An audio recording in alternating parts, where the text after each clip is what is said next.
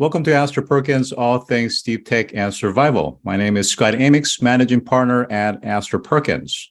And we have an action-packed agenda with a panel of luminaries and category-winning startups. And we're excited about today's program, so let's get started.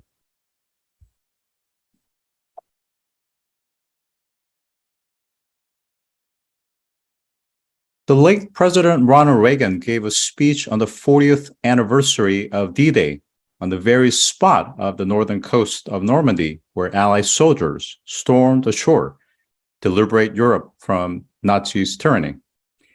Here's an excerpt from that speech. On that remarkable D-Day, the Allied armies joined in battle to reclaim Europe to liberty. For 4 long years, much of Europe had been under the dark shadow of Adolf Hitler. Free nations had fallen.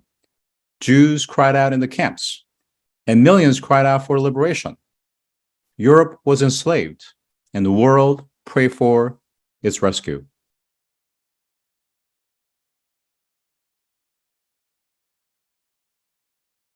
On that fateful day, the Rangers looked up and saw the enemy soldiers, the edge of the cliffs, shooting down at them with machine guns and throwing grenades.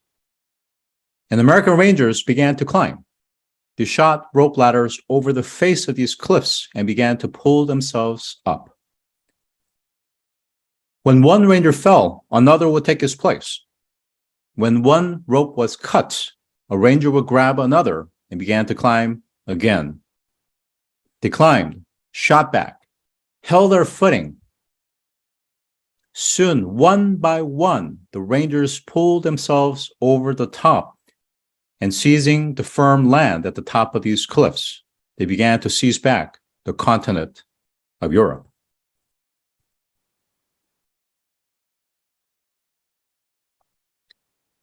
Why did they risk everything? What impelled them to put aside the instinct for preservation and risk their lives? The answer is, it was faith and belief. It was loyalty.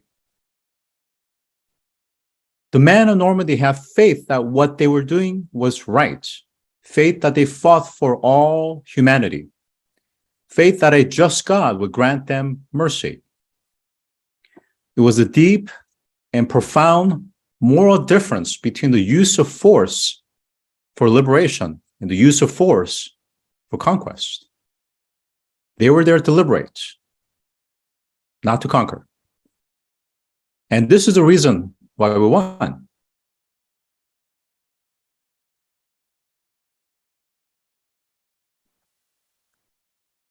Russia's invasion of Ukraine is only but the tipping point.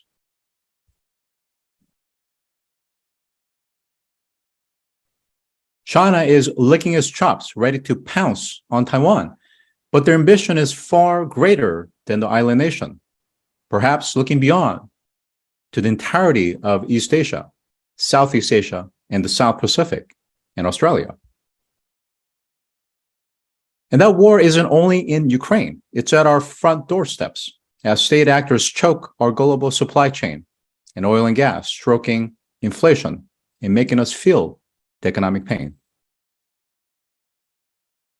State actors are also taking the fight to outer space to extend their conquests to the moon and Mars.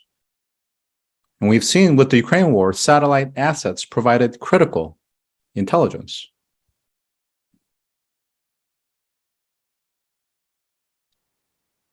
The war in Ukraine has opened the eyes of leaders in Europe and the US, but the fight of today is very different from the wars of the past. Nations with the most advanced AI, robotics, and automation will win the day, not tanks, warplanes, or even battleships. For Europe and the US to remain strong enough to defeat the threat of foreign occupation, nations need to embrace disruptive technologies. NATO announced that it's creating a $1 billion innovation fund that will invest in early-stage startups and venture capital funds developing priority technologies such as AI, big data, and automation.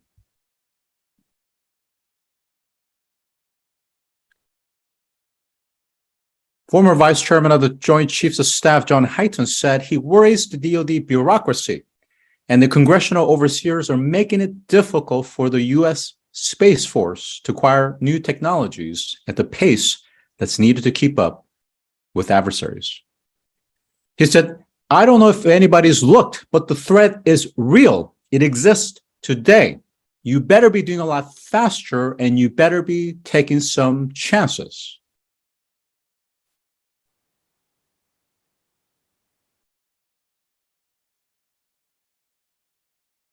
Astor Perkins is uniquely positioned to assist in helping our nation and equipping our NATO allies.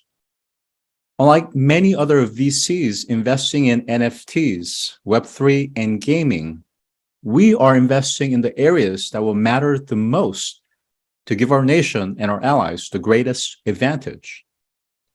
From quantum computing, quantum cryptography, AI, robotics, automation, to space, we're looking at the hard scientific, technological, and engineering solutions that will give us the edge.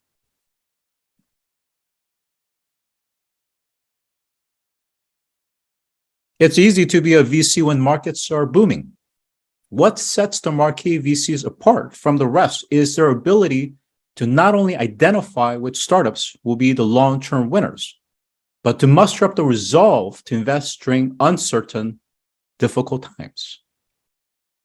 This downturn is sending many investors running for the hills. But as they leave the markets, an enormous opportunity will be presented to those who remain active in the markets. Warren Buffett often says to buy when there's blood in the streets and sell when there's euphoria. It's a scary time to deploy capital, but that's exactly when generational opportunities are created.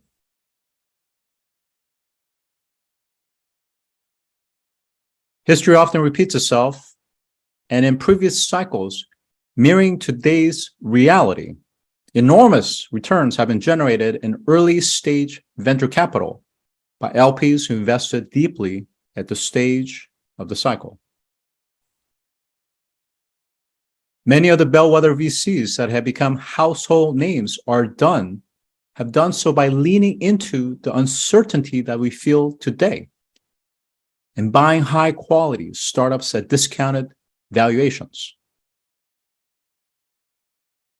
It presents a once-in-a-lifetime buying opportunity for VCs with the resolve to invest in uncertain times.